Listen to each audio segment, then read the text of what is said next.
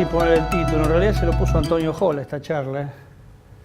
Le digo, bueno, voy a tratar de satisfacer lo que me pide, dar una charla sobre ese tema.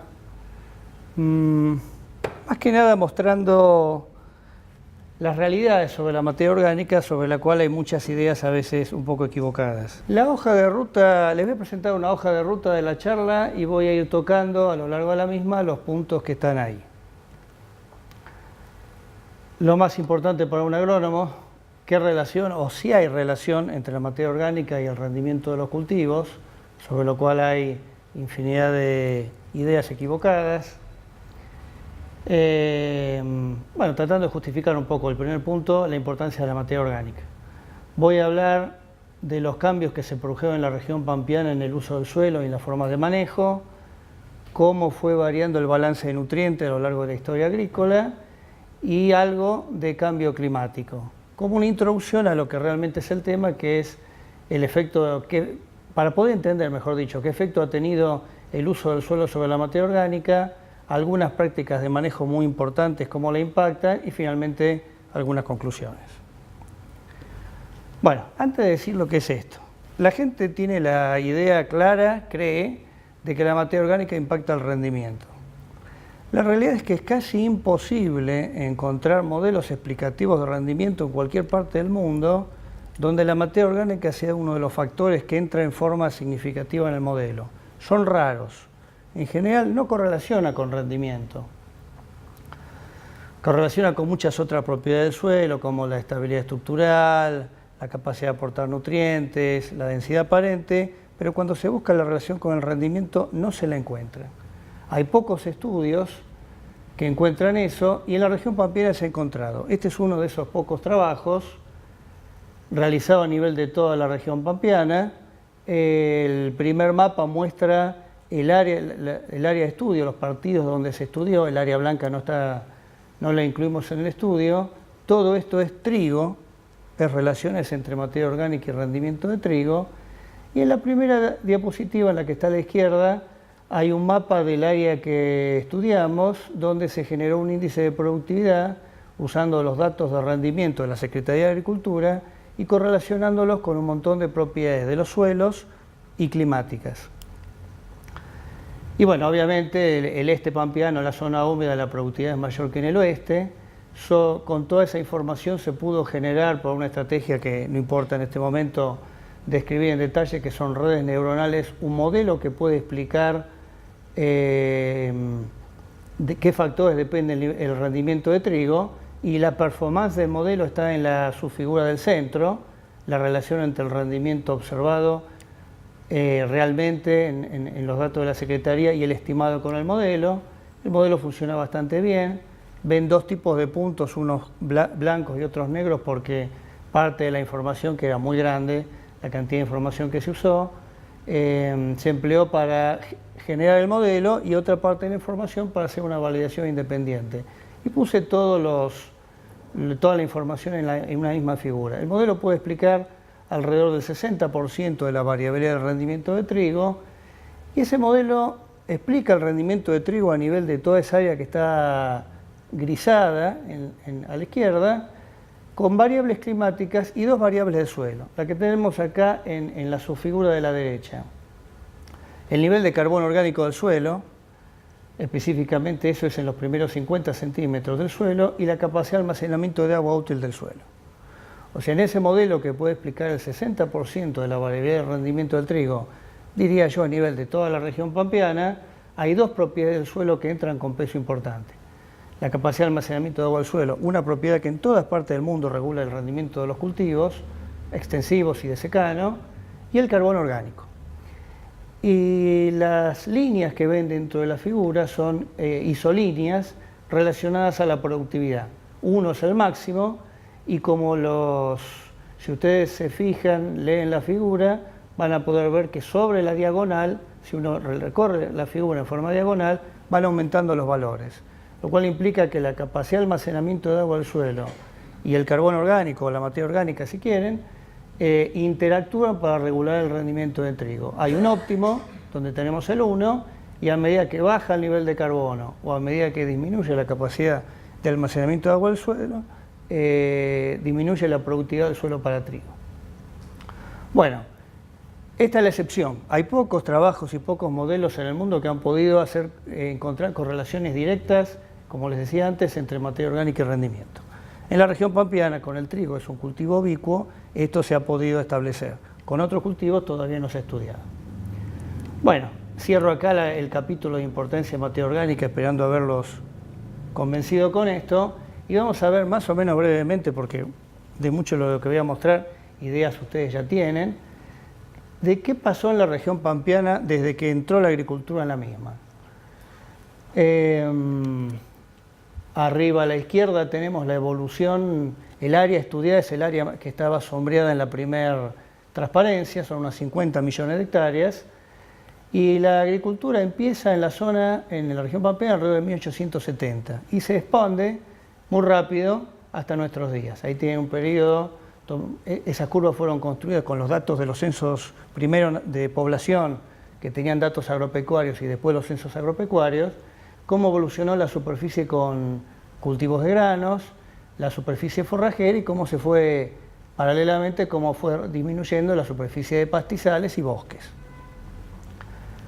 Bueno, a medida que eso pasó y que avanzó la agricultura y que avanzó el área arada, porque los cultivos forrajeros se rotaban con los cultivos se rotaban y se rotan con los cultivos de grano, entonces toda esa área está arada. Con la población de animales pasó lo que muestra su figura de arriba a la derecha. En la región pampeana, a fines del siglo XIX, casi toda la población de animales eran ovejas, las ovejas tendieron a desaparecer y fueron reemplazadas por vacuno. Y abajo tenemos cómo evolucionó el rendimiento medio de la región pampeana, o sea, el promedio ponderado por la superficie de todos los cultivos de grano que se hacían, y cómo evolucionó la exportación, la cosecha de productos de origen animal. Todo expresado en materia seca, con 0% de agua. Como se ve ahí, el rendimiento se mantuvo, el rendimiento medio de la región pampeana, los cultivos alrededor de 1900, 1910, 1930 eran trigo, maíz y lino los más importantes. Ahora todos sabemos soja, trigo, maíz y un poquito menos el girasol, como los más importantes.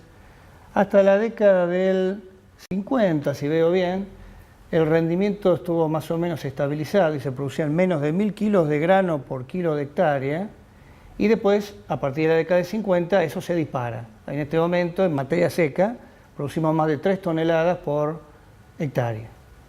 Y los productos de origen pecuario, lo mismo, tuvieron un incremento exponencial. Bueno, mientras pasaba eso, hubo algunos cambios de manejo muy importantes. Acá está el último periodo, desde el año 60 hasta la actualidad. El área bajo soja, todos sabemos, a partir del año 70 se introdujo el cultivo y hoy en día representa el 60% de la superficie con cultivos de granos. La siembra directa, que un poco después, alrededor de 1990, entra fuerte en la región y hoy en día es cerca del 90% de la superficie de cultivos extensivos se hace en siembra directa. Y abajo el uso de fertilizantes. Lo que grafiqué ahí es 1 sobre ppf, es la inversa de la productividad parcial del fertilizante. ¿Qué quiere decir? Los kilos de nutriente, en este caso sumen nitrógeno y fósforo, que es casi todo el fertilizante que se usa, los kilos de nitrógeno más fósforo que se consumen por tonelada de grano. No fertilizábamos en 1960 prácticamente, y durante los últimos, y eso aumentó obviamente, y durante los últimos 20 años aproximadamente se ha mantenido constante el uso de fertilizantes en unos 10 kilos de nutriente por tonelada de grano que se produce. O sea, estos son 3 cambios de manejo muy importantes que se produjeron. La adopción de soja como principal cultivo, casi monocultivo, en algunos lugares monocultivo, la siembra directa y el uso de fertilizantes. ¿Qué impacto tuvo todo esto? El avance de la agricultura, después la reducción de la ganadería y los cambios en las prácticas de manejo que acabo de comentar sobre el balance de nutrientes de la región, también calculado desde que empieza la agricultura. Arriba a la izquierda, las entradas de nitrógeno, un aporte de nitrógeno atmosférico que es muy grande, porque no olviden que estamos haciendo un cálculo, entra unos 10 kilos de nitrógeno por hectárea año. El agrónomo eso lo desconoce, no le importa, es muy poquito en un balance de nitrógeno agrícola, pero se multiplica eso por 50 millones de hectáreas. Con lo cual, para toda la región, el aporte atmosférico ha sido muy importante y a fines del siglo XIX, las pasturas, alfalfa es eso, hay una estimación de el nitrógeno que empezó a entrar por la fijación de la alfalfa, que tuvo la evolución que se marca ahí. En los últimos 30 años ha habido otro flujo de entrada importantísimo de nitrógeno a la región, que es la fijación por soja, ahí estimada, y los fertilizantes, aunque parezca mentira, es un poquito. Inclusive hoy en día todavía entra lo menos, o más o menos, a lo mejor llegó a alcanzar el nivel de aporte por la lluvia. Los fertilizantes no ha sido una vía de entrada de nitrógeno importante. Esto es una cosa casi única en el mundo. En el mundo en el mundo ha pasado lo mismo. Los flujos de nitrógeno hacia las zonas agrícolas son enormes, se duplicaron o triplicaron en el último siglo, pero por el efecto de los fertilizantes, no por la fijación biológica. En cambio, en la Argentina los fertilizantes representan poco y el nitrógeno ha entrado y entra principalmente a los agrosistemas por la alfalfa y la soja, o sea, por la fijación. Las salidas están al lado, la estimación de la salida en productos animales es chiquita y en grano obviamente sigue la tendencia de la producción de grano. Y ya mentalmente pueden haber hecho el balance, la entrada es mayor que la salida, o sea, el balance de nitrógeno es positivo de la región pampeana, al revés de todo lo que se ha dicho en todas las cosas que han escuchado ustedes por ahí, que se olvidan de computar generalmente la fijación de nitrógeno. Todas las charlas que yo escucho hacen el balance de nitrógeno en la región como la exportación en grano y la entrada por fertilizante. Eso les va a dar negativo, pero si computan la fijación de nitrógeno, el balance es positivo. Y abajo está calculado para otro nutriente, para fósforo, lo mismo. La evolución de las entradas, hay una entrada atmosférica, pero la entrada por fertilización de fósforo es muchísimo más importante, y las salidas. ¿Qué tal sería? Y también acá pueden claramente hacer el balance, que en este caso es al revés. El balance de fósforo es negativo, los suelos están perdiendo fósforo. Y no los calculé, pues sería muy aburrido, pero si hacemos para todos los demás nutrientes, azufre y potasio, cualquier nutriente que ustedes quieran calcular, los balances van a ser parecidos al de fósforo, son todos negativos. El único nutriente que tiene un balance positivo muy fuerte, hasta ahora, es el nitrógeno. Resumen de todo lo que estaba mostrándoles recién, cómo evolucionó el balance, o sea, la diferencia entre entrada y salida en el caso de nitrógeno, durante unos 140 años, y cómo evolucionó el balance de fósforo. El balance de fósforo era prácticamente neutro hace 140 años y ahora es negativo, y el de nitrógeno ya era positivo hace un siglo y medio y ahora es muy positivo. Y lo que está acá hacia mí, hacia la derecha, es la relación entre la curva de abajo y la curva de arriba. La relación entre el balance de fósforo y de nitrógeno. Me olvidaba, perdón. La subfigura de la izquierda. Lo que muestra esa subfigura, que son con los datos pampeanos, es un proceso global. En todos los continentes está pasando algo parecido. Los balances de nitrógeno de la agricultura de todo el mundo y todos los continentes son positivos por uso de fertilizantes, y en muchos casos los balances de nitrógeno son positivos y en otros son negativos, pero la relación entre esos dos balances a nivel planetario, a nivel de los continentes, mejor dicho, muestran tendencias parecidas a lo que muestra la subfigura de la derecha. Están desbalanceados. O sea, por cada kilo de nitrógeno que entra, no entra una parte proporcional de fósforo. Hay desbalance. Estaba casi balanceado antes que el hombre empezase a cultivar la región pampeana, daba casi cero la relación, pero a medida que ha pasado el tiempo, cada vez, por cada kilo de nitrógeno que gana la región pampeana, se pierde más fósforo. O sea, los ciclos de los dos nutrientes están desbalanceados. Este es un proceso, como les decía, que pasa a nivel de todos los continentes y que preocupa a los agrónomos por ahí. No pensamos mucho en este nivel, pero los ecólogos y los biólogos sí, Y hay muchos ecólogos y biólogos preocupados por esto, porque se supone que como el hombre ha desbalanceado los flujos de nitrógeno y de fósforo hacia los suelos, hacia los ecosistemas, eso puede afectar a los seres vivos. Algunos microorganismos y algunas plantas tienen homeostasis y pueden crecer, regular, producir en suelos donde la relación nitrógeno-fósforo varía, y otros seres vivos no lo pueden hacer. Y entonces en este momento no está claro qué está pasando en los ecosistemas a nivel continental, y una posibilidad es que se desbalancee la relación nitrógeno-fósforo de los suelos y eso afecte la productividad de las plantas. Bueno, en la región pampeana, aunque por motivos distintos a lo que pasa en otros lugares, está pasando eso. Están desbalanceados los ciclos de nitrógeno y de fósforo, por acción antrópica, por acción del hombre.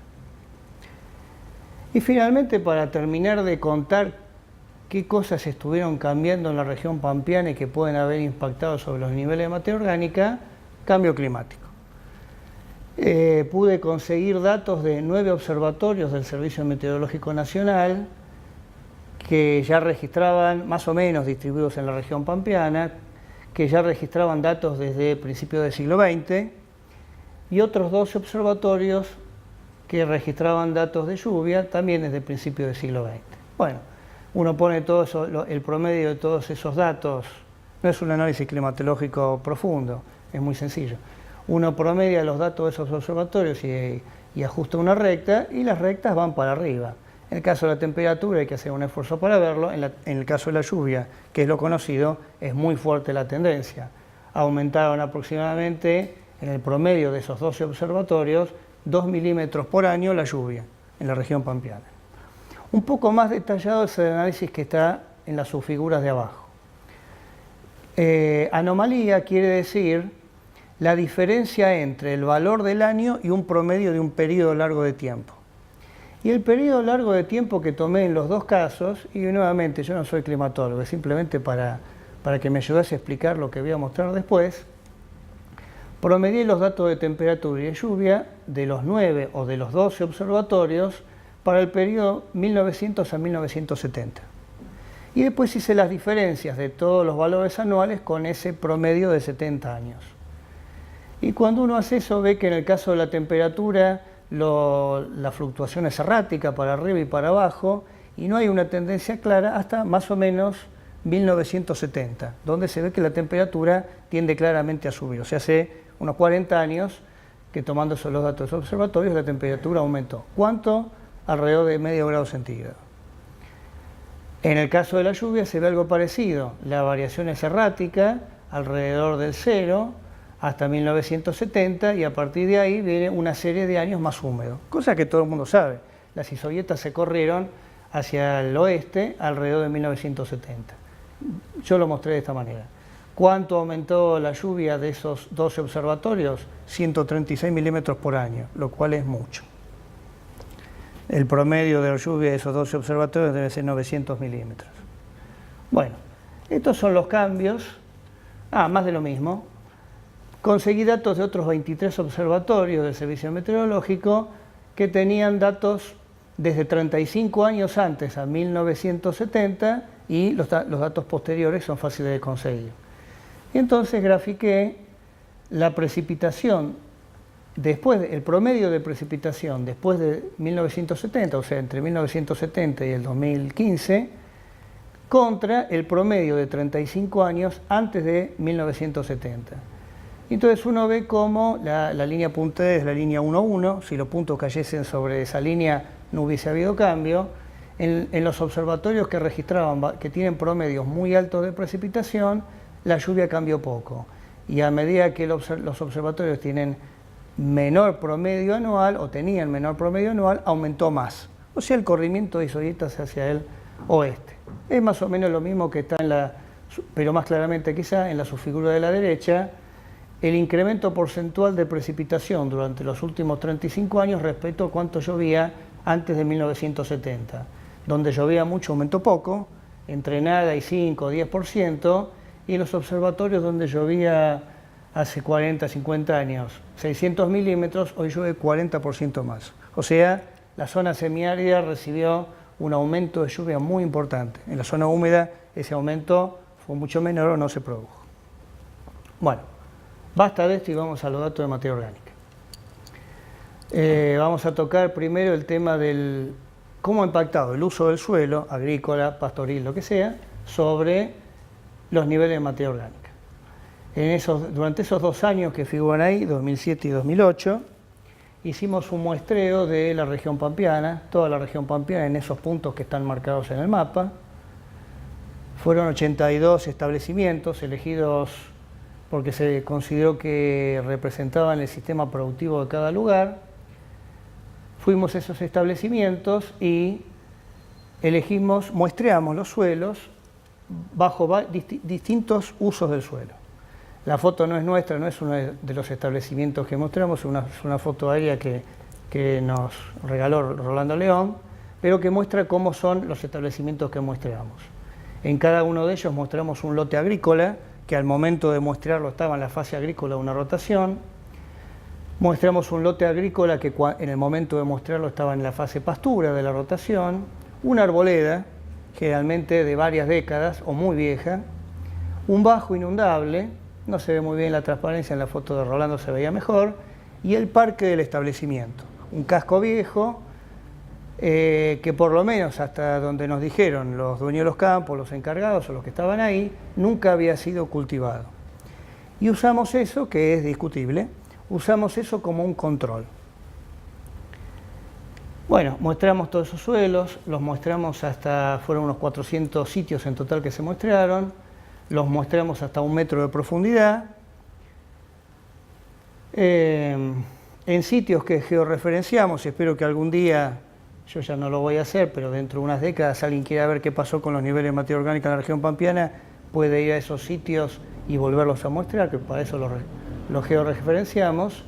Y acá lo que tienen son los datos promedio de todos esos sitios, en función del uso que tenía el suelo, de los niveles de carbono. Carbono inorgánico en forma de carbonatos y carbono de la materia orgánica, o carbono orgánico. Empiezo con el carbonato, que es más fácil. Los perfiles de carbonato son distintos, son al revés que los perfiles de materia orgánica. Todos sabemos, los suelos tienen más materia orgánica arriba, menos abajo, siguen el perfil de las raíces. El carbonato tiene un perfil al revés, arriba hay muy poquito y aumenta el contenido de carbono en carbonato con la profundidad. Las letritas, comparando así en forma horizontal, implican si había diferencias significativas o no entre los distintos usos del suelo. Entonces, si miramos el carbonato, salvo algún caso que hay alguna letra que difiere, si veo yo bien una sola, no hay diferencia. Los niveles de carbono en carbonato de los suelos no fueron afectados por el uso. Los parques, que es lo que consideramos como un control nunca cultivado, o los suelos agrícolas, pastura o agrícola en los suelos agrícolas, no tienen prácticamente efecto sobre el carbonato, e inclusive las arboledas no tuvieron mucho efecto, no tuvieron ningún efecto significativo sobre el nivel de carbonato. El carbono en carbonato de los suelos es 1/3 del total. Un suelo pampeano promedio tiene 50 toneladas de carbono de carbonato. Lo de arriba, que es el tema de la exposición, y más interesante, carbono de la materia orgánica. Ahí ya a simple vista, sin mirar las letras, uno puede ver que hay diferencias. Lo primero que hay que comparar, es el parque, el control, supuestamente algo parecido a cómo eran los suelos antes de que se cultivaran, contra lo que dice pastura o agrícola, o sea, suelos agrícolas que estaban en fase pastoril o en fase de cultivo de grano de una rotación. Y si miramos ahí vemos diferencias, de 0 a 25 centímetros y de 25 a 50 centímetros, los suelos cultivados tienen menos materia orgánica. La agricultura afectó significativamente los niveles de materia orgánica hasta los 50 centímetros de profundidad. Hasta esa profundidad cayó el nivel de materia orgánica. Más abajo no hay diferencias significativas. ¿Cuánto cayó? 15%. El promedio de todos esos puntos que les mostré en el mapa inicial, los suelos de la región pampeana perdieron el 15% de su materia orgánica de 0 a 50 centímetros.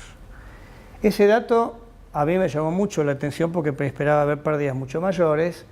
Si uno compara con los datos a nivel global, de los suelos a nivel global de todos los continentes, los suelos agrícolas durante el siglo XX perdieron la mitad de su materia orgánica, más o menos. Eso es lo que se ha estimado. En la región pampeana la pérdida es mucho menor, alrededor del 15%.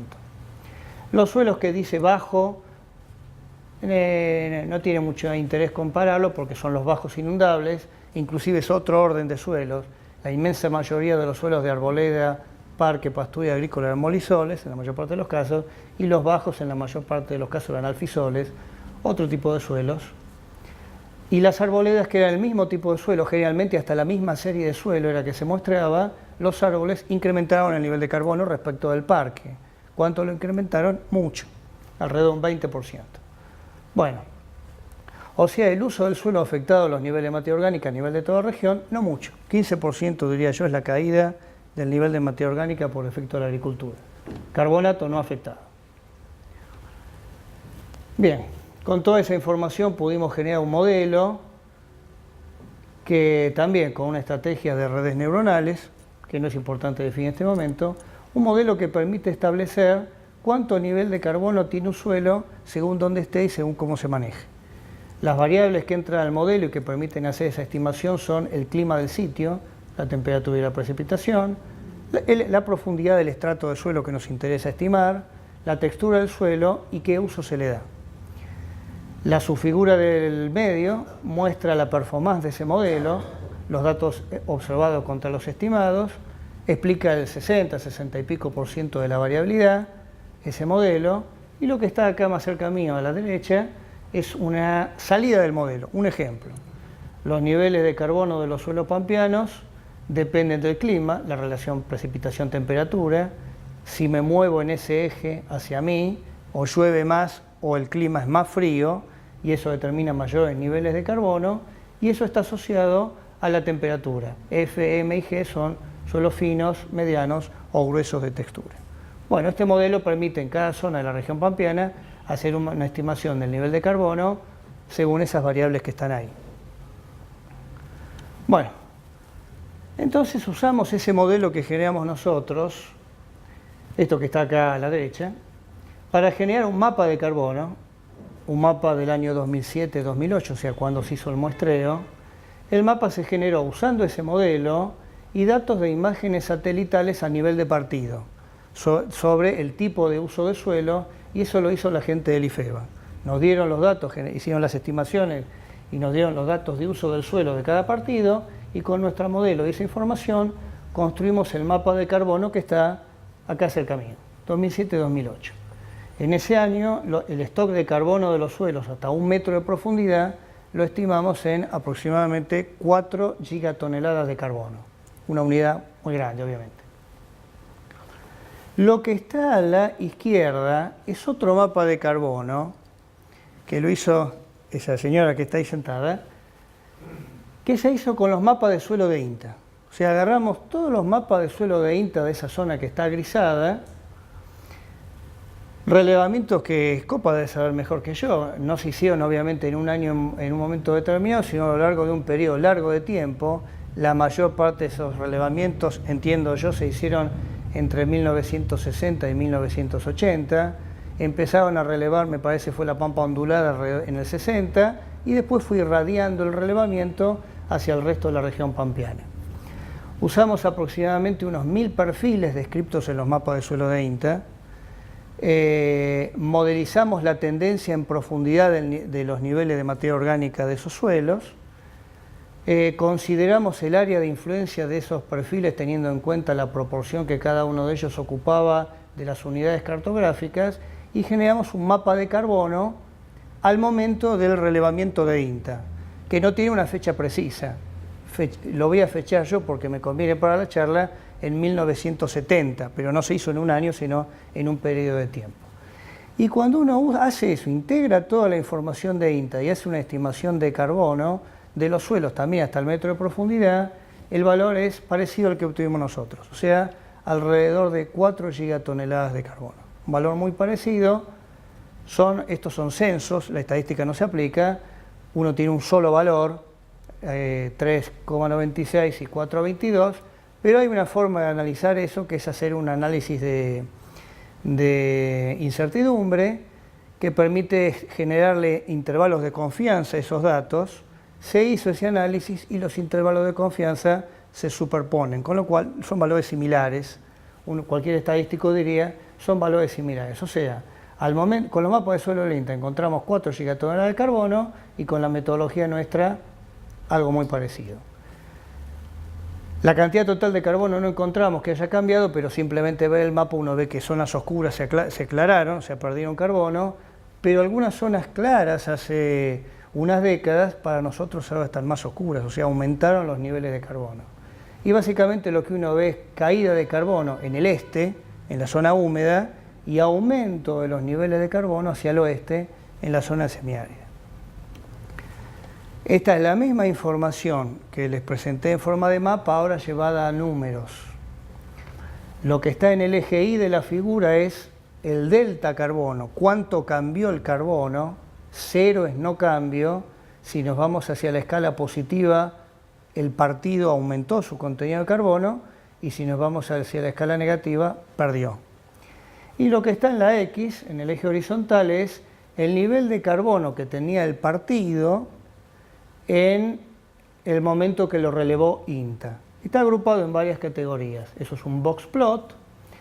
La línea del medio de la cajita indica la mediana, un valor cercano a la media. Los extremos de la cajita son el 25 y el 75, los extremos que engloban el 25 y 75% de los datos, y los extremos, las dispersiones, son el 5 y el 95%. Es la barrita que engloba entre el 95% de los datos. Entonces, bueno, ayudo a leer la figura. La barrita que está más cerca mío, los partidos de la región pampeana que cuando los relevó el INTA tenían mucho carbono, más de 115 toneladas, cuando lo fuimos a relevar nosotros tenían menos. Y está la barrita, la mediana de la barrita está por abajo del 0. Perdieron carbono. Los suelos ricos en carbono perdieron carbono. Y si me voy al otro extremo, los suelos que tenían muy poco carbono cuando los relevó el INTA hace varias décadas, en nuestro relevamiento están por arriba del 0, ganaron carbono. O sea, obviamente los suelos de mucho carbono, esta barrita que está acá cerca mío es el sudeste de la provincia de Buenos Aires, y los suelos, y la barrita que está más allá es la provincia de La Pampa, parte de Córdoba, esa zona. Vale decir que esta comparación nos dice que, todo lo que les estoy mostrando nos dice que durante los últimos 40 años más o menos, el stock total de carbono de la región pampeana no cambió, no perdió carbono en los últimos 40 o 50 años a nivel de toda la región. Pero cuando vamos a nivel de subregión, el este perdió y el oeste ganó. La pérdida entonces del 15% que había comentado antes comparando los cascos con los lotes agrícolas cuando se produjo, y supongo yo que antes de que relevara el INTA, antes de 1970, en las primeras décadas del uso agrícola. Bueno, en todos esos sitios además hicimos análisis de los niveles de nitrógeno total de los suelos, casi quiere decir lo mismo que nitrógeno orgánico, aunque no es lo mismo, y también medimos los niveles de fósforo, de los suelos, fósforo total. Y lo que está graficado ahí es la relación entre el carbono de la materia orgánica y el nitrógeno total, arriba, o el nitrógeno total y el fósforo total, abajo, en función del uso del suelo. Nuevamente las letras hay que mirarlas en forma horizontal para ver si hay diferencias significativas. Entonces, si miro primero arriba, y esto me pareció interesante, básicamente no hay diferencias significativas. Sacando los suelos de los bajos, que es otro tipo de suelos, los suelos que están inundados parte del año, los suelos bien drenados, los molisoles en general, sacando alguna letra que era distinta, el uso del suelo no afectó la composición de la materia orgánica. La relación carbono-nitrógeno de los suelos se mantuvo constante. Y si miramos abajo, la relación nitrógeno total, fósforo total, que es lo que preocupa hoy en el mundo, de si eso se va a desbalancear, porque el hombre desbalanceó los flujos, los balances de nitrógeno y fósforo, nuevamente no miraría el bajo, que es otro tipo de suelo. En los suelos bien drenados hay alguna diferencia, pero básicamente también son pocas. De 0 a 25 ninguna, y abajo aparece alguna diferencia en algún suelo, en algún estrato intermedio. O sea, no había, a pesar del fuerte desbalance que produjo el uso del suelo en la relación entre los balances de nitrógeno y fósforo, no hay impactos muy fuertes todavía, por lo menos, sobre la relación nitrógeno-fósforo total. Lo que sí cambió, la subfigura de la izquierda son los puntitos esos que fuimos a mostrar nosotros. Lo que sí cambió es la capacidad de los suelos de mineralizar nitrógeno.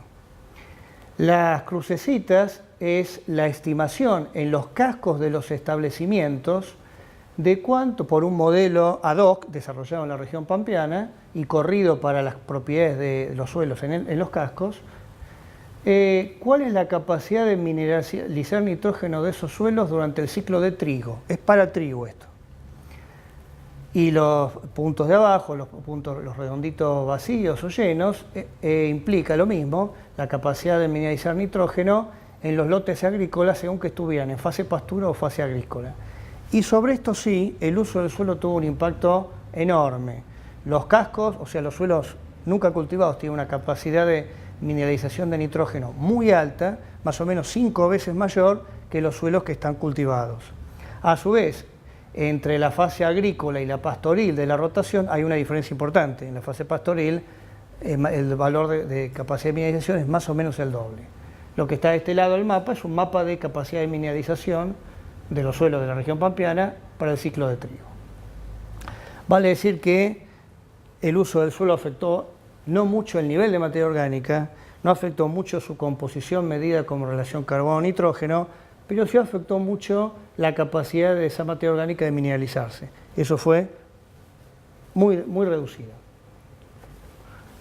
Bueno, termino con el uso y ahora vamos a hablar del manejo de los suelos, o sea, de algunas prácticas de manejo.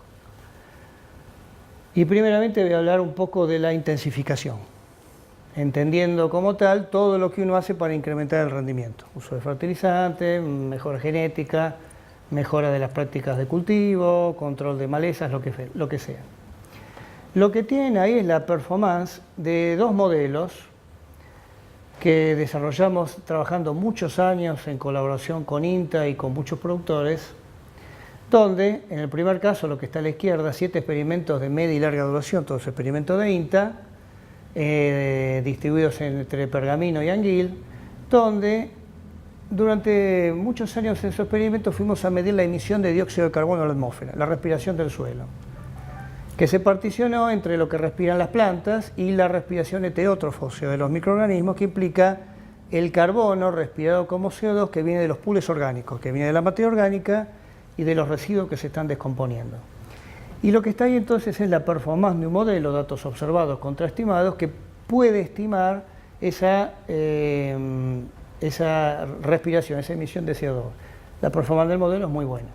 De este lado, más cerca mío, otro modelo generado en un montón de experimentos que hicimos distribuidos también entre el este y el oeste pampeano, con los experimentos los hacían los productores, obviamente, nosotros íbamos a medir cosas, y es un modelo que permite estimar cuánto aportan de carbono al suelo los cultivos, o sea, rastrojo y raíces. ¿Cuál es el aporte que hace un cultivo? Con varias variables, entre ellas en función del rendimiento. Bueno, el modelo este de aporte de carbono al suelo también tiene una performance muy buena. Estos dos modelos empíricos se pueden combinar. Tenemos un modelo para calcular cuánto carbono aportan los cultivos al suelo y tenemos otro modelo para calcular cuánto carbono de eso respira el suelo, o respira el suelo, mejor dicho, y entonces uno puede calcular balances de carbonos. Y entonces acá tiene algunos ejemplos, usando esos modelos, algunos ejemplos de balances de carbono. En el 0 implicaría, si el dato cae sobre el suelo, que el suelo no gana ni pierde carbono. Si vamos para la parte positiva de la escala, el suelo está ganando carbono, y para abajo pierde, el balance es negativo. Entonces los balances de carbono para suelos de región semiárida pampeana, creo que se eligió un suelo de Anguil, y Pampa Ondulada debe ser Pergamino. ¿Cómo varió el balance de carbono de los suelos en función de lo que está en el eje X? Qué tan rico en carbono era el suelo, cuánto carbono tenía inicialmente el suelo, con las rotaciones que se aplicaban en el periodo 73-76, y hubo un cambio de rotaciones y de rendimientos, entonces, con las rotaciones y los rendimientos que después se hicieron entre 2003 y 2006. Y básicamente lo que uno puede ver es, leyendo yo la figura, que en 30 años mejoraron los balances de carbono. O sea, los incrementos de rendimiento que determinaron, a pesar de que se introdujo la soja, a pesar que la soja desplazó al maíz, que es un cultivo que aporta el doble de carbono al suelo que la soja, los incrementos de rendimiento que se produjeron en todos los cultivos permitieron mejorar los balances de carbono. Los datos son menos negativos o en algún caso positivos. Y la otra cosa que muestra la figura es que es, digamos, muy conocido, diría yo, pero acá se muestra con un ejemplo simulado, ¿no? Los suelos muy ricos en carbono, los que tienen más carbono, pierden, mientras que los suelos pobres en carbono pierden menos, y hoy en día en algunos casos uno puede calcular que ganan. Que es algo muy básico que se sabe en todas partes del mundo, y acá está mostrado con un ejemplo. Vale decir que la intensificación permitió básicamente mejorar el balance de carbono de los suelos agrícolas. Con esos mismos modelos, ahora mirando para adelante, acá hice algunas estimaciones de qué pasa. Estos son suelos de pampa ondulada, un suelo tipo rojas, pergamino. ¿Qué pasaría con los niveles de carbono de 0 a 50 centímetros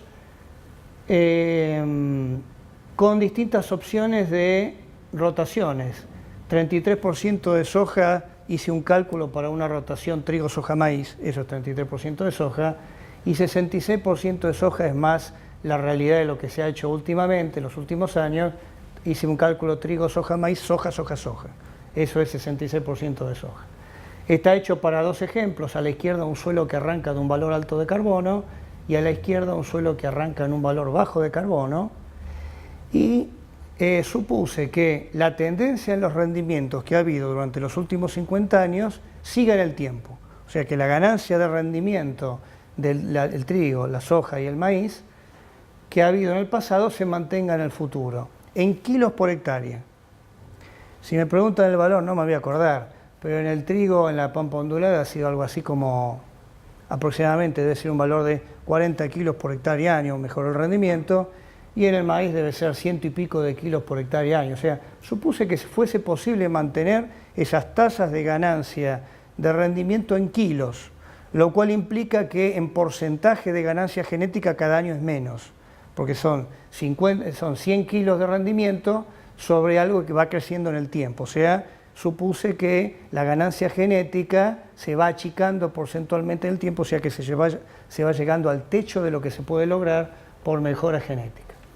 Bueno, eso se puede hacer un cálculo de muchas maneras, lo hice de esa manera, y lo que podemos esperar es que las mejoras de rendimiento, estas u otras que va a haber, mayores o menores, van a incrementar los niveles de carbono del suelo. Inclusive en un periodo muy largo, aún así no van a llegar a los niveles de carbono precultivo, o sea que había en 1870. Bueno, intensificación. Sistema de labranza, voy a decir algo. Siembra directa. Lo que está ahí, todos son experimentos de INTA, muchos experimentos, una veintena. Los datos, algunos son nuestros y otros de otros que los midieron y acá están recopilados.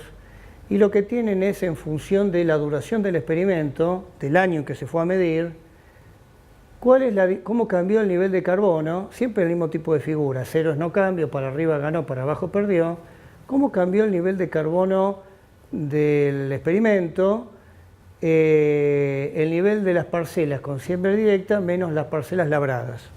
Labradas es todo, lo puse todo en una bolsa para no ser muy complicada la comparación. Es labrado de reja y vertedera y en algunos casos es cincel disco. Está todo metido en labrado.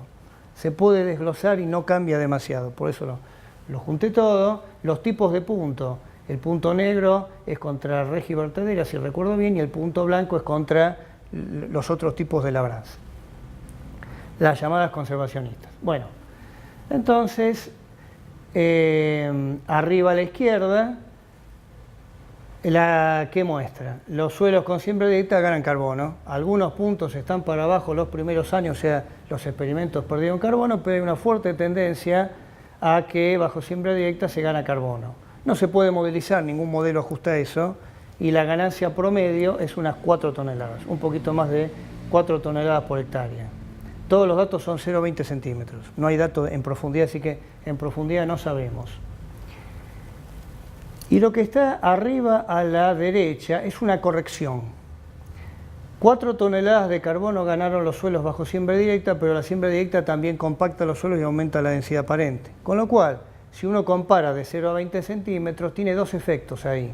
Aumentó el carbono porque aumentó el carbono, el porcentaje de carbono, pero aumenta el carbono en forma de toneladas porque aumentó la cantidad de suelo, porque aumenta la densidad aparente. Entonces, se hizo la corrección a masa equivalente, por eso hay menos puntos, porque en algunos casos los datos de densidad no estaban, y cuando uno corrige a masa equivalente, que es la comparación real que hay que hacer, la siembra directa generó en esos experimentos un incremento promedio de un poco menos de 3 toneladas, 2,8 toneladas de carbono por hectárea. Abajo el incremento está anualizado, o sea, es el incremento dividido los años. Si uno mira eso, las dos figuras muestran más o menos lo mismo. Los años en que se gana carbono en siembra directa son más o menos los primeros 10 y después empieza a ganarse muy poquito. Bien, entonces la siembra directa hace ganar carbono. ¿Cuánto en promedio? No lo puedo modelizar por si me paro en distintos lugares de la región pampeana, unas 3 toneladas. Esto ya pasó, porque ya hace fácilmente 10 años que está extendida la siembra directa en la región pampeana, así que no hay que esperar que esto pase porque ya pasó. Las 3 toneladas o las 2 toneladas y pico que se ganan, ya se ganaron. Es lo mismo esto, en función del nivel de carbono que tiene el suelo, cuánto incrementa porcentualmente cuando pasamos a siembra directa. Una curva no corregida por densidad, lo que dice profundidad constante, y la que deberíamos mirar, una curva corregida más equivalente. En un suelo que tenga 80 toneladas, que tenía 80 toneladas de carbono de 0 a 20 centímetros, eso es Balcarce, para formarse una idea, el incremento de las 3 toneladas que aumenta la siembra directa es 3-4%. Y en un suelo que tenga, no veo bien, 25, 30 toneladas de carbono en superficie, digamos un suelo cerca de Santa Rosa o por ahí, el incremento que genera la siembra directa o que generó la siembra directa, ahí no es todo tanto siembra directa, 15% más o menos. O sea, en promedio de la región pampeana estimamos que la siembra directa generó un incremento del carbono del 6%. En el mundo se considera, en función de los datos de revisiones parecidas, pero hechas con los datos de los americanos y los canadienses, básicamente, en Europa hay poca siembra directa, 10% el incremento. Bueno, en la región pampeana, donde la temperatura es mucho mayor que en las zonas agrícolas de Estados Unidos y Canadá, la estimación que hacemos nosotros es un incremento promedio del 6%, que creemos ya pasó. Y bueno, terminando, otra práctica de manejo de la cual hay mucha inquietud hoy en día, cultivo de cobertura. 12 experimentos, todos de INTA. Sí, creo que todos de INTA. Arriba a la izquierda, la relación entre los contenidos de carbono, 0,20 centímetros es todo, los contenidos de carbono con cultivo de cobertura, medido en el experimento, contra el carbono que tenía el tratamiento testigo. La misma rotación, todo igual, pero sin poner el cultivo de cobertura. La pendiente es un poquito mayor de 7, esa comparación así general habla de un incremento del 7% debido al uso del cultivo de cobertura. Arriba a la derecha, los mismos datos graficados de otra manera. El delta carbono, cuánto carbono se gana en función del contenido de carbono del suelo. Casi todos los experimentos muestran ganancia. El promedio de todo eso son 3 toneladas de carbono, que no se puede modelizar, o sea, no pudimos modelizarlo, o sea, explicarlo. Ahora, cuando uno, eso son un centenar de puntos, más de un centenar de puntos. Cuando uno desglosa esos puntos entre el tipo de rotación que se hacía en el experimento, es la subfigura de abajo a la izquierda. Y entonces ahí tienen el delta carbono, debido al cultivo de cobertura, en dos tipos de rotaciones, que son las que se le ocurrió testear, que son las comunes, ¿no? Probar a la gente que hacía los experimentos. Monocultivo de soja, los puntitos vacíos, y rotaciones que seguramente tenían soja todas, pero donde había maíz o trigo soja en la rotación, en distintas proporciones. Entonces subdividimos la población de datos en dos tipos de rotaciones. Y se nota, y ahí está la distribución de frecuencia de los incrementos de carbono. Cuando el cultivo de cobertura se incluye en una rotación que es solo soja, genera más impacto en el nivel de carbono del suelo que si la rotación tiene cultivo de gramíneas, lo cual es esperable. Y estos son, digamos, cuando uno hace las cuentas da estos datos. Cuanto menos es el aporte de la rotación soja-soja, hacer un aporte adicional va a tener más impacto en el suelo. Y su figura más cerca mío es el cambio de carbono anualizado, o sea, dividido, la figura de arriba dividida los años del experimento, y se ve que la ganancia de carbono atribuible al cultivo de cobertura se da entre los primeros años, 5 o 6 años, y después el valor anualizado es muy chiquito. Y ahora sí, creo que finalmente, sabe, el cultivo de cobertura cuesta plata. Le estuve preguntando, más o menos me dijeron $120 la hectárea, que es un montonazo de plata. Entonces hicimos también una revisión, también todos los experimentos son, o casi todos, de INTA, unos 30 experimentos pudimos encontrar distribuidos en la región pampeana. Hicimos una revisión del impacto del cultivo de cobertura en el rendimiento de los cultivos. Los cultivos de cobertura que se usan en la región pampeana son todos de invierno, la vicia, el centeno, la avena, así que siempre preceden a la soja o al maíz, y lo que está ahí graficado es un análisis típico de estilo metaanálisis. El eje X es la relación entre el rendimiento con cultivo de cobertura y el rendimiento sin el cultivo de cobertura. Si los dos rendimientos son iguales, el valor es 1, o sea, no hay efecto del cultivo de cobertura. Si nos vamos hacia los valores mayores a 1, el rendimiento con cultivo de cobertura es mayor que en el testigo, y si los valores son menores que 1, el cultivo de cobertura deprimió el rendimiento respecto del control. Está graficada la línea del 1 para que se vea. Los puntitos son el promedio y la dispersión son los intervalos de confianza del 95%. Y en este tipo de análisis se considera que si el valor 1 cae dentro del intervalo de confianza, no hay diferencia significativa. Y si el intervalo de confianza está por arriba del 1, el rendimiento es mayor, y si está por debajo del 1, el rendimiento es menor.